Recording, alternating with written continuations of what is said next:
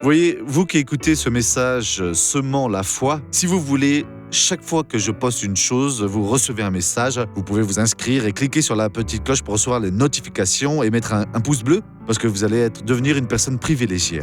Que Dieu vous bénisse. Mes amis, nous allons essayer de comprendre ici dans Jean 9, 29, au début du chapitre, il commence en disant que Jésus est passé, il a vu un aveugle de naissance, les disciples ont interrogé qui a péché, lui ou ses parents, pour qu'il naisse aveugle. Et Jésus a dit, mais il n'a pas péché, ni même ses parents, mais ça a été ainsi pour qu'en lui se manifeste alors la gloire de Dieu. Et Dieu, alors Jésus est allé et a fait que les œuvres de Dieu en lui soient faites, c'est important que nous les faisions.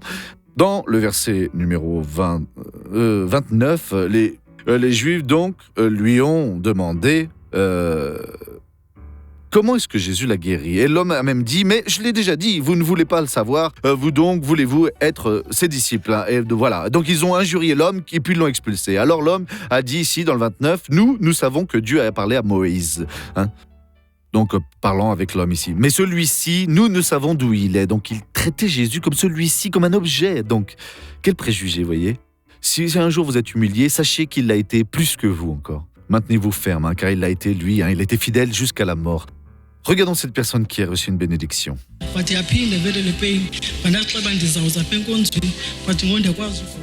Elle ressentait une douleur dans le dos depuis le matin, mais maintenant elle peut s'abaisser.